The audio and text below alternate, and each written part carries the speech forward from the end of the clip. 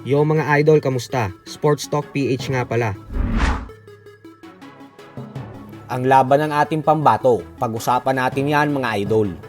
Ngunit bago ang lahat ay huwag kakalimutang mag-subscribe at i-click ang notification bell button for more sports talk. So isang napagagandang balita nga po para sa ating mga Pinoy boxing fans. Ito po ay dahil naging matagumpay ang ating pambato na si Jason Vaison sa naging laban nito kahapon kontra sa former WBO World Champion ng Japan na si Ryuya Yamanaka. Dumayo si Vaison sa bansang Japan para sa laban na ito. Gulat na gulat po ang Japanese boxing community dahil walang nag-aakala na matatalo ang pambato nila ng ating kababayan. Lalo pat number 3 world rank fighter si Yamanaka ng WBO Junior Flyweight Division. Hindi po kasi nagpatinag si Vaison dito at bagkus tinalo niya ang Hapon via second round technical knockout.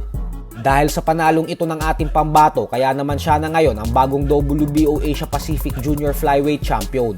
Umabante na ngayon ang record ni Jason Vaison sa 11 wins with 6 knockouts at isang talo lamang. Habang si Yamanaka naman ay lumagapak sa 19 wins with 6 knockouts at 4 na talo.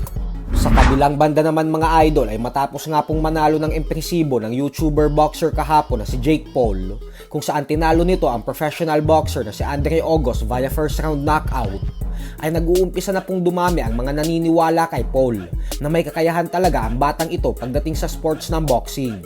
Ito po ay dahil ang tinalo niya na si Andre Ogos ay may record na 10 wins with 5 knockouts at isang talo lamang. Bukod dyan ay nagkampiyon din ito sa amateur boxing. Kaya naman ang matalo ni Jake Paul ang ganitong klaseng boksingero, lalo pa 3 taon pa lang siyang nagbo-boxing ay isang malaking achievement na para sa kanya. Subalit dahil nga po sa panalo niya kahapon kaya naman umaapaw na talaga ang kumpiyansa niya ngayon. Ito po ay dahil sinabi mismo ni Jake Paul na base daw sa tinatahak niyang landas ngayon, ay nakikita niya umano na papunta na ito sa isang mega showdown kontra sa kasalukuyang undisputed super middleweight world champion Canelo Alvarez. Nakikita na daw kasi ngayon ni Canelo na kaya niya nang lumaban sa loob ng 10 hanggang 12 rounds. At hindi niya lang daw ito ginagawa basta-basta sa mga retiradong MMA fighters. At bagkus ginagawa niya na daw ito sa mga totoong boksingero. Tapos tinatalo niya pa daw ang mga ito. Pero ayon naman nga po kay Canelo Alvarez ay bukas na daw ang kanyang pinto ngayon na labanan si Jake Paul. Subalit kailangan daw munang mag-antay ni Paul ng mahaba-habang panahon. Ito ay dahil sa kasalukuyan umano ay may mga target pa umano siyang gawin para sa kanyang career na siyang magpapalakas ng kanyang legasiya sa sports ng boxing. Pagtapos niya na daw gawin ang lahat ng ito ay doon niya na umano haharapin si Jake Paul.